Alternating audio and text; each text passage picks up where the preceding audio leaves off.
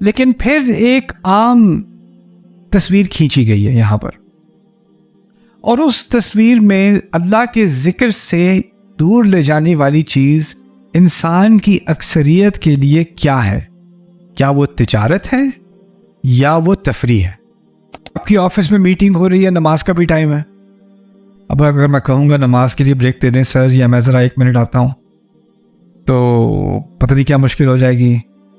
لوگ bath room break لیتے ہیں، کوئی مسئلہ نہیں ہے، سگریٹ بریک لیتے ہیں، کوئی مسئلہ نہیں ہے، نماز بریک لیتے ہیں، پتہ نہیں کیا ہو جائے گا، زندگی برباد ہو جائے گی، وہ تو نہیں لے سکتے۔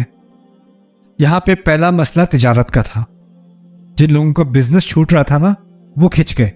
بسم اللہ والصلاۃ والسلام علی رسول اللہ وعلی آلہ وصحبہ اجمعین، اما بعد۔ سیکشن 6 کو مکمل کرنے کی کوشش کرتے ہیں اس سیشن میں۔ ابھی بھی ترتیب پر ہی بات ہو رہی ہے۔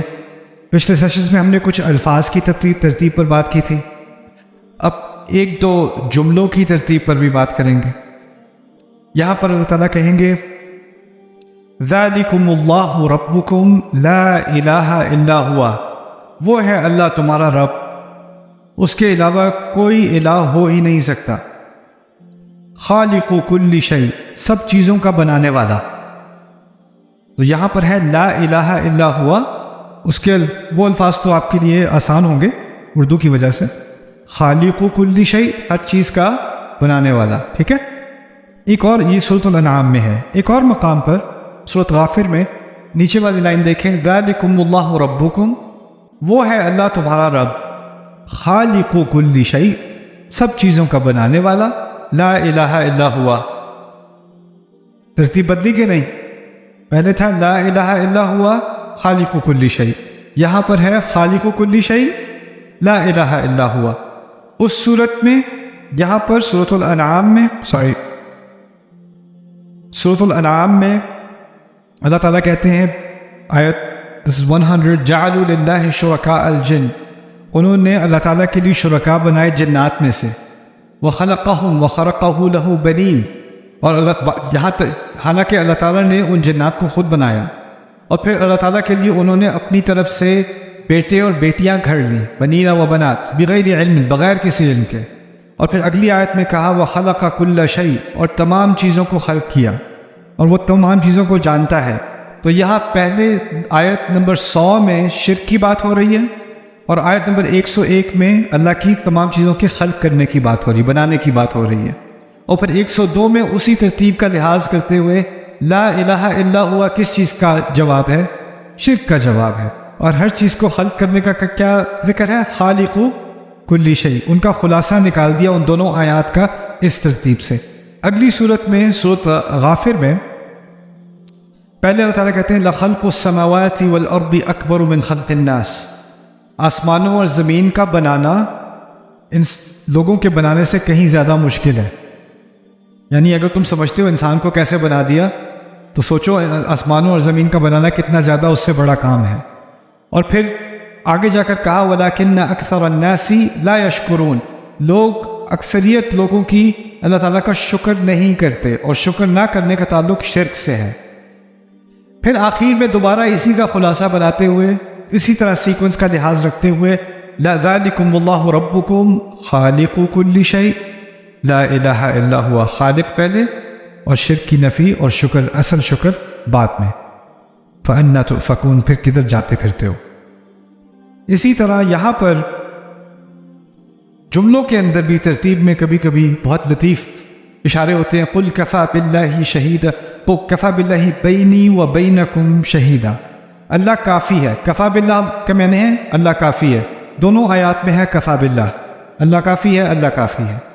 پھر ہے اللہ کافی ہے میرے اور تمہارے درمیان گواہ، میرے اور تمہارے درمیان گواہ، بینی و بینکم شہیدا۔ دوسری طرف ہے اللہ کافی ہے گواہ شہیدن بینی و بینکم، ترتیب بدل دی۔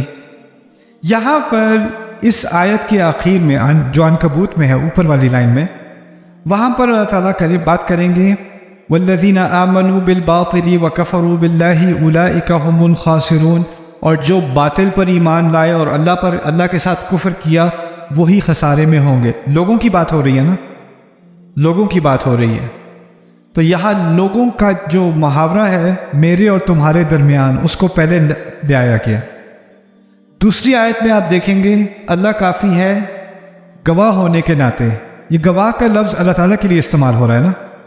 آخر میں دیکھیں گے انہ کان بعبادہ خبیرا بصیرا، وہ اپنے بندوں کے معاملے میں وہ خبر رکھنے خبر رکھنے والا ہے اور تمام دیکھنے والا ہے۔ اللہ تعالیٰ کے بارے میں بات ہو رہی ہے یہاں۔ جب اللہ پر فوکس ہے تو اللہ سے متعلق لفظ کو پہلے لے آئے، اس آیت میں انسانیت پر فوکس ہے، انسانیت سے متعلق لفظ کو پہلے لے آئے۔ بینی و بینکم انسانیت سے متعلق ہے اور شہیدن اللہ تعالیٰ سے متعلق ہے۔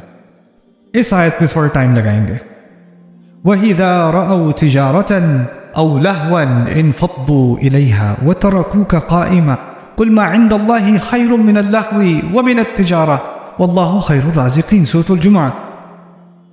سورۃ الجمعہ میں اللہ تعالیٰ کہتے ہیں کہ ایک واقعے کا ذکر ہے، روایات میں ہمیں ملتا ہے کہ رسول صلی اللہ علیہ وسلم نے خطبہ دیا، لوگ جمع تھے، تو وہاں ایک بازار گزر رہا تھا، جو وہ کاروان کے ساتھ بازار لگاتے ہیں وہ گزر رہے تھے۔ وہ ڈھول ٹھماکہ بھی کرتے ہیں، شور مچاتے ہیں، پھر وہاں پر مختلف قسم کی انٹرٹینمنٹ ہوتی ہے، سرکس ٹائپ چیزیں ہوتی ہیں۔ تو وہ گزر رہا تھا، وہ لگ گیا، وہ پھر تھوڑی دیر کے لیے آتا ہے، پھر وہ آگے نکل جاتا ہے مزید اپنی سیلز وغیرہ کرنے کے لیے۔ تو جب وہ لگتا ہے تو لوگوں کو فوراً اس طرف دھیان گیا کہ یہ تو بازار آیا ہوا ہے، تو خطبے کے دوران کچھ لوگ بھاگ کر تھوڑی دیر کے لیے وہاں کھسک کے نکل گئے۔ تو اللہ تعالیٰ نے کہا وَإِذَا رَأَوْا تِجَارَةً، جب انہوں نے تجارت دیکھی، او لہون، یا لہو کو کہیں گے انٹرٹینمنٹ، کوئی مزے کی چیز دیکھی، کوئی ٹائم پاس کرنے کی چیز دیکھی، تھوڑا اس کو انٹرٹینمنٹ کے لیے کیا لفظ استعمال کرتے ہیں لوگ؟ تفریح۔ ہاں، لہو تفریح ہوگی ایک طرح۔ جب تفریح کی کوئی چیز دیکھی تو انفضوا الیہا، جماعت کو توڑ کر اس کی طرف نکل گئے۔ وترکوک قائما، اور آپ کو وہاں کھڑا چھوڑ گئے۔ تو پہلے تجارت کا ذکر ہے اور پھر تفریح کا ذکر ہے۔ اگلی آیت میں کہتے ہیں قُلْ مَا عِنْدَ اللَّهِ خَيْرٌ مِّنَ اللَّهْوِ وَمِنَ التِّجَارَةِ، ان سے کہہ دو جو اللہ کے پاس ہے وہ تفریح سے اور تجارت سے بہتر ہے۔ تو تبدیلی ہوئی کہ نہیں؟ پہلے تجارت اور تفریح، اور دوسری میں تفریح اور پھر تجارت۔ جو لوگ کاروان کی طرف نکلے جب وہ شور مچا ہو رہا تھا، تو اصل میں جن کو زیادہ جلدی تھی نا اس کاروان کو پکڑنے کی، وہ لوگ تھے جنہوں نے کچھ وہاں پر خریدنا تھا اور کچھ وہاں پر بیچنا تھا، کیونکہ وہ لمیٹڈ سا موقع ہے اور اس وقت جا کر پکڑ کے اس کا فائدہ اٹھانے کی بڑی ضرورت ہے۔ امتحان اللہ تعالیٰ کی جو عبادت ہے نا بزنس کے معاملے میں وہ مشکل ہو جاتی ہے، خاص کر اس کا جمعے سے تعلق ہے۔ میرا ایک پرانا دوست تھا، اس کا بزنس اچھا چل رہا تھا، اس کا ایک کلائنٹ تھا، وہ اس کو ہر جمعے 12:30 بجے، 1 بجے نماز ہے جمعے کی، 12:30 بجے سے 1 بجے کے درمیان اس کو وہ 1 گھنٹے کی کال کرتا تھا بڑے بڑے آرڈرز دینے کے لیے۔ ہر جمعے اس نے اسی ٹائم پہ کال کر دی، اور ہر جمعے وہ اسے بتاتا تھا یہ میری نماز کا ٹائم ہے، نماز کے بعد بات کریں گے۔ وہ کہتا ہے او ٹھیک ہے۔ اگلے جمعے کس ٹائم کال کرے گا؟ اسی ٹائم، بڑا امپورٹنٹ آرڈر ہے، بہت کم ٹائم ہے، یہ میری نماز کا ٹائم ہے، بعد میں بات کریں گے۔ ہر ہفتے اس کو اسی ٹائم پہ کال کرتا تھا۔ ایک مثال اس کی اس طرح سمجھیں کہ فرض کریں کوئی دکان چلا رہا ہے، جمعے کا ٹائم ہونے والا ہے، اس نے دکان بند کرنی ہے، جمعے کی نماز پڑھنے وہ جائے گا۔ دکان اس کی اچھی چل نہیں رہی، دکان میں فرض کریں وہ سپورٹس کا ایکوپمنٹ بیچتا ہے، وہ کرکٹ کے بیٹ بیچتا ہے، بال وغیرہ بیچتا ہے، پیڈ وغیرہ بیچتا ہے، کوئی آ نہیں رہا دکان میں، دکان جو ہے وہ سوکھی ہوئی ہے۔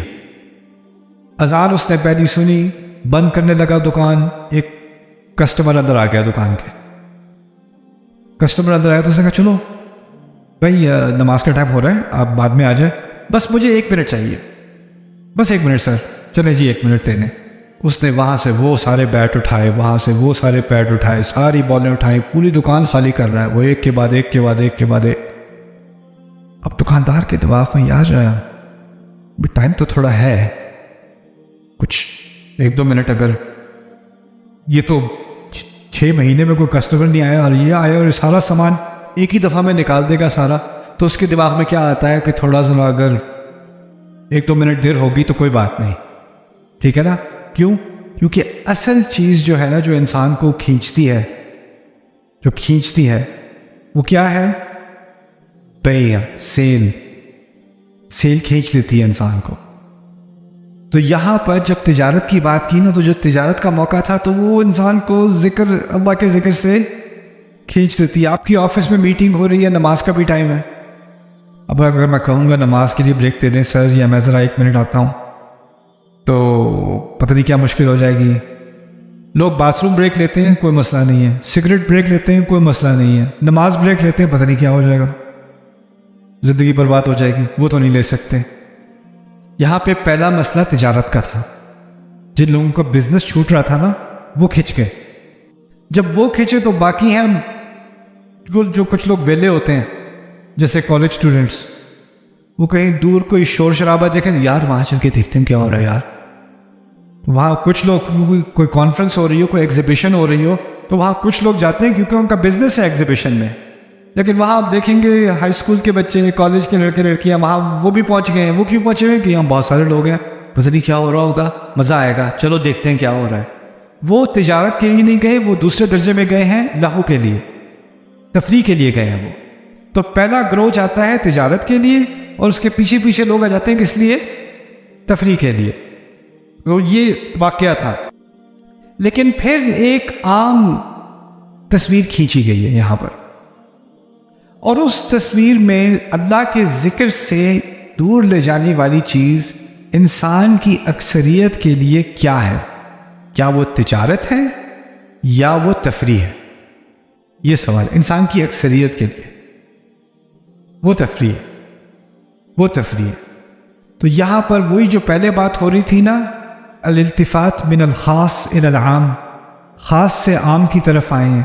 اس خاص واقع میں اصل چیز جو کھینچ کے لے گئی وہ تجارت تھی، اور دوسرے درجے میں تفریح تھی. لیکن انسانیت بالعموم کس طرف کھینچتی ہے؟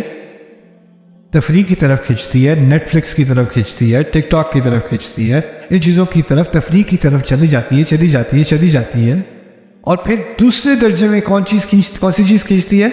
تجارت. قل ما عند اللہ خیر من اللہو ومن التجارت واللہ خیر الرازقین. اس آیت میں بیع کے بارے میں ایک اور آدھی بات میں نے کی، وہ پوری کر دوں. اللہ نے کہا اذا نودی للصلاة من یوم الجمعة فذروا البیع فاسعوا الى ذکر اللہ وذروا البیع.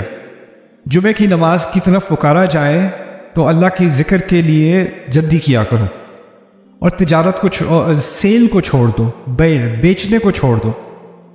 اس صورت میں آپ دیکھیں گے تجارت کا لفظ استعمال ہوا ہے، لیکن اس کے پہلے بیع کا لفظ استعمال ہوا ہے تجارت کے بجائے. اب تجارت میں بہت سارے پہلو ہوتے ہیں، خریدنا بھی ہوتا ہے اور بیچنا بھی ہوتا ہے، سٹاکنگ بھی کرنی ہوتی ہے، سیکیورٹی بھی کرنی ہوتی ہے، اجرت بھی دینی ہوتی ہے، ملازم بھی رکھنے ہوتے ہیں، اکاؤنٹنگ بھی کرنی ہوتی ہے، ٹیکس بھی کرنے ہوتے ہیں، ریکارڈ بھی کرنا ہوتا ہے، سارا کام ہوتا ہے تجارت کا. لیکن پورے سارے جو 20-30 کام ہیں تجارت کے، ان میں سے ایک کام ہے جس کی وجہ سے، اس ایک چیز کی وجہ سے وہ باقی سارے کام تاجر برداشت کرتا ہے. وہ پتہ کیا ہے؟ سیل نہیں تو کچھ نہیں. اصل چیز جو ہے تجارت میں کھینچنے والی وہ کیا ہے؟ سیل. تو اللہ تعالیٰ کیا کہتے ہیں؟ یہ نہیں کہتے تجارت چھوڑ دو، کہتے ہیں جب نماز کا ٹائم آئے تو سیل چھوڑ دو. کوئی بیٹھا اگر ٹیکسز کر رہا ہوگا نا اپنے، اور پھر نماز سے پہلے پہنچ جائے گا، وہ جس نے ملازموں کے پے چیک لکھنے ہوں گے نا، وہ کہے گا یار میں فجر پہ ہی چلا جاتا ہوں. لیکن جس کی سیل ہو رہی ہوگی، جس کی دکان میں کسٹمر آ گیا، سیل تو مشکل ہے چھوڑنا بھائی. کہا سیل چھوڑ، وذروا البیع. تو الفاظ کا استعمال قرآن میں انسان کی نفسیات کو مد نظر رکھتے ہوئے ہے. سبحان اللہ. Maybe my favorite example in this section, these two examples. قل لئن اجتمعت الإنس والجن على أن يأتوا بمثل هذا القرآن لا يأتون بمثله ولو كان بعضهم لبعض ظهيرا. کیا چیلنج دیا ہے قرآن نے؟ کہتے ہیں اگر ایسا بھی ہوتا کہ تمام انسان اور تمام جن جمع ہو جاتے کہ اس قرآن کی مثل، اس کے برابر کی کوئی چیز، مثل عربی میں کہتے ہیں برابر کی چیز کو، اس کے برابر کی کوئی چیز لے آتے، لا یأتون بمثلہ، اس کے برابر کے قریب کی بھی کوئی چیز نہیں لائیں گے، ولو کان بعضهم لبعض ظہیرا، یہاں تک کہ حالانکہ وہ ایک دوسرے کی سپورٹ بھی کریں، ایک دوسرے کی پوری طرح حمایت کریں، لیکن پھر بھی وہ ایسا کام نہیں کر سکیں گے۔ پہلے کس کا ذکر ہے، انسانوں کا یا جن کا؟ انسانوں کا۔ دوسری طرف ایک اور چیلنج ہے، یہ چیلنج ہے نا اللہ تعالیٰ کی طرف سے، تحدی، چیلنج، اور اس چیلنج میں کہا ہے تم لا ہی نہیں سکتے قرآن جیسی چیز، نہ انسان نہ جن۔ دوسری طرف ایک اور چیلنج ہے سورۃ الرحمن میں، یا معشر الجن والانس ان استطعتم ان تنفذوا من اقطار السماوات والارض فانفذوا لا تنفذون الا بسلطان۔ جنوں اور انسانوں کے بڑے مجمع، اگر تم صلاحیت رکھتے ہو کہ جو بارڈر بنائے ہوئے ہیں آسمانوں کے اور زمین کے، ان میں سے گزر جاؤ، ان کے اندر سے، تو ان کو توڑ کر نکل جاؤ۔ نفوذ کہتے ہیں توڑ کر نکل جانا، تو ان کو پار کر دو، فنفذوا، کر لو، لا تنفذون الا بسلطان، کہیں نہیں جاؤ گے سوائے اس کے کہ تمہیں اتھارٹی ملے، تمہارے پاس جب تک ویزا نہیں ہوگا۔ سلطان کہتے ہیں اصل میں، سلطان عربی میں بادشاہ کی دی ہوئی جو بادشاہ کی طرف سے دیا ہوا اقتدار ہوتا ہے، اس کو سلطان کہتے ہیں۔ تو اگر آپ جاتے ہو کسی شہر میں اور وہاں پر آپ کو سیکیورٹی روک دیتی ہے، یہ ریسٹرکٹڈ ایریا ہے، یہاں آپ نہیں جا سکتے، اور آپ ایک کارڈ دکھاتے ہو جو گورنمنٹ ایشو ہوتا ہے، گورنمنٹ ایشو وہ کارڈ، اس کو عربی میں کیا کہیں گے؟ سلطان۔ یا آپ کو حکومت کی طرف سے اجازت دی گئی ہے، اتھارٹی ہے اس کارڈ کے اندر، اس کی بنیاد پہ آپ آگے جا سکتے ہو۔ جو پولیس والا گاڑی کو روکتا ہے کسی کی، اس کو اصل میں حکومت نے سلطان دی ہے۔ تو جو بادشاہ یا حکومت یا ملکیت جو کسی کو پراکسی کے ذریعے، کسی کارڈ کے ذریعے، کسی یونیفارم کے ذریعے جب وہ اس کو اقتدار دیتی ہے نا، تو اس کا ایک لنک بن جاتا ہے حکومت کے ساتھ۔ اس وقت پولیس کی بات نہ ماننا حکومت کی بات نہ ماننا ہوتا ہے۔ وہ آپ ایک فرد کی نافرمانی نہیں کر رہے، ایک پورے نظام کی نافرمانی کر رہے ہیں نا، تو اس قسم کے اقتدار کو سلطان کہا جاتا ہے۔ اوکے، تو یہاں پر کہا لا تنفذون الا بسلطان، اگر تمہارے پاس ایسی کوئی اتھارٹی نہیں ہے اللہ تعالیٰ کی طرف سے دی ہوئی، تو تم آگے نہیں جا سکو گے۔ دو چیلنج ہیں، ایک چیلنج ہے قرآن کی طرح کی کوئی کتاب لے آؤ سب اکٹھے ہو کے، اور دوسرا چیلنج ہے جن اور انسانوں کو کہ آسمانوں کے بارڈر سے آگے نکل جاؤ۔ دونوں ہی ہے نا چیلنج، لیکن ایک چیلنج میں انسان کا ذکر پہلے اور دوسرے چیلنج میں جنات کا ذکر پہلے۔ انسان کو اللہ تعالیٰ نے صلاحیت دی ہے سب سے اعلیٰ زبان کی، اور وہ کیا صلاحیت ہے؟ الرحمن علم القرآن خلق الانسان علمہ البیان۔ اصل میں جو ہماری جو ایک خصوصیت ہے نا، دیکھیں بندر کی بھی زبان ہے، ایک دوسرے سے وہ کمیونیکیٹ کرتے ہیں، چڑیوں کی بھی زبان ہے، وہ ایک دوسرے سے کمیونیکیٹ کرتے ہیں۔ جو سلیمان علیہ السلام کو ان کی زبان بھی سمجھ آ گئی تھی، منطق الطیر، ان کی زبان بھی ہے، کیا نام ہے، چونٹیوں کی بھی زبان ہے، قرآن میں اس کا بھی ذکر ہے، زبان تو سب کی ہے۔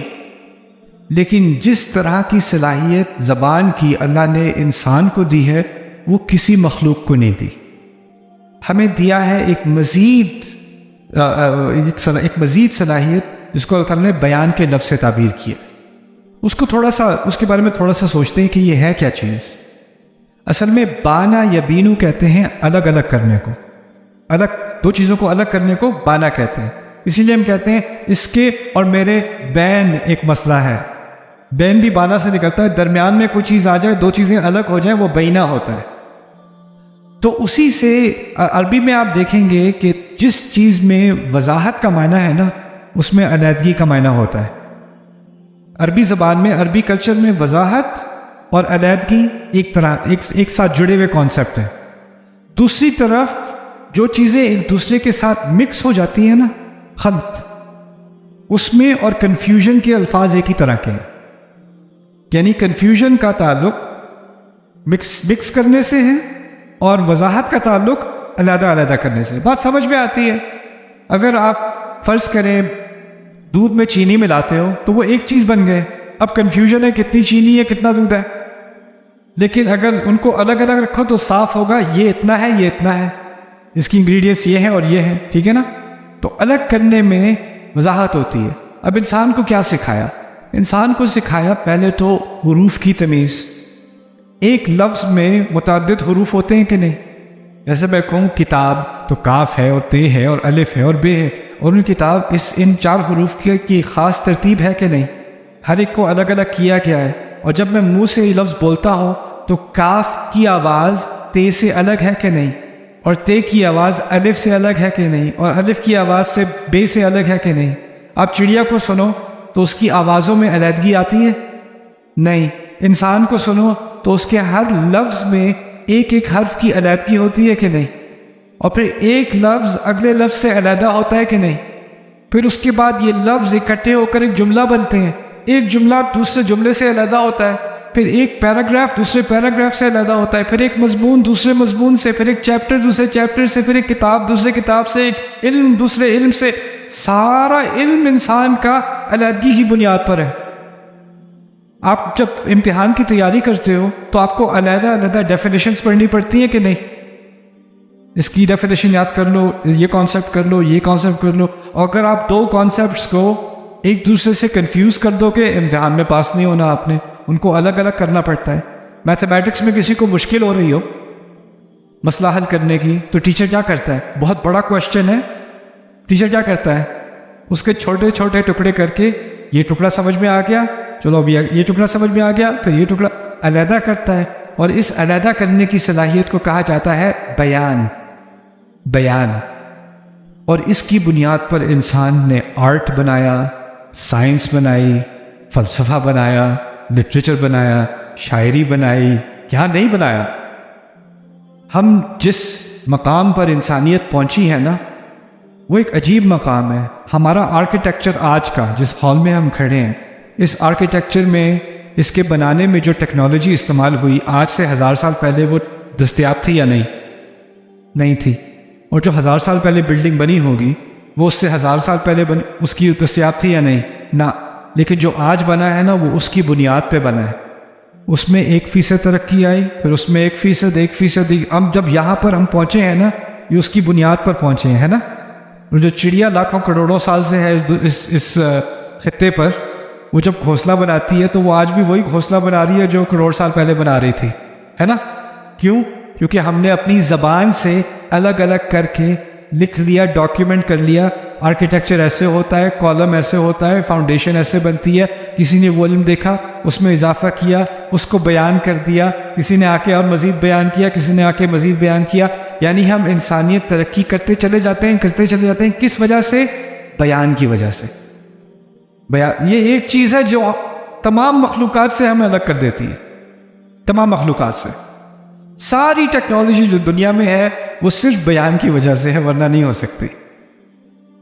یہاں پر بھی اس موڑ پر آ کر بھی اب انسانیت کا ذکر اس آیت میں پہلے کیوں ہے؟ کیونکہ قرآن نے اپنے آپ کو بھی بیان کہا ہے۔ قرآن نے کہا ہے ھذا بیان للناس، یہ بیان ہے لوگوں کے لیے۔ اس میں بھی برے اور صحیح کی علیحدگی کی گئی ہے۔ اس میں انسان کے کلام کو اللہ کے کلام سے الگ کیا گیا ہے۔ رسول صلی اللہ علیہ وسلم جب بولتے ہیں تو وہ حدیث ہے، جب اللہ ان کی زبان سے بلواتے ہیں تو وہ کیا ہے؟ قرآن ہے۔ قرآن یعنی ایک ہی انسان کی، ان کی آواز ایک ہی ہے، ان کا لہجہ ایک ہی ہے، لیکن کچھ الفاظ اللہ کے اور کچھ الفاظ رسول کے صلی اللہ علیہ وسلم، اور یہ بیان کیا اللہ تعالیٰ نے، یہ جس علیحدگی کی اللہ تعالیٰ نے۔ اب کہا کہ یہ جو صلاحیت ہے بیان کی، پوری مخلوق میں کسی کو ایسی صلاحیت زبان کے اوپر عبور کی کسی اور مخلوق کو نہیں ہے جیسی انسان کو ہے۔ تو اگر چیلنج دینا ہے کہ اس قرآن کے مقابلے میں کوئی چیز لے آؤ، تو اس چیلنج کی زیادہ صلاحیت کیا جن کو ہے یا انسان کو ہے؟ انسان کو ہے۔ وَلَئِنِ اجْتَمَعَتِ الْإِنسُ وَالْجِنُّ عَلَىٰ أَنْ يَأْتُوا بِمِثْلِ هَذَا الْقُرْآنِ لَا يَأْتُونَ بِمِثْلِهِ وَلَوْ كَانَ بَعْضُهُمْ لِبَعْضٍ ظَهِيرًا۔ لیکن دوسری طرف دور دور آسمانوں میں سفر کرنے کی صلاحیت ہے۔ وَإِن تَنْفُذُوا مِنْ أَقْطَارِ السَّمَاوَاتِ وَالْأَرْضِ، زمین کے کسی بھی غار کے اندر تک گھسنے کی، سمندر کی تہ تک جانے کی، آسمانوں کے بارڈر کراس کرنے کی، یہ صلاحیت کس کو دی اللہ نے؟ یہ جنات کو زیادہ دی ہم سے۔ ہم تو ابھی کچھ سیٹلائٹس وغیرہ بناتے ہیں اور اسپیس شپس بناتے ہیں، اور ایلون مسک کو جنوں سے مقابلہ کرنے کا شوق ہے تو وہ کر رہا ہے، لیکن جنات تو بہت پہلے سے اسپیس ٹورزم کر رہے ہیں، ٹھیک ہے نا؟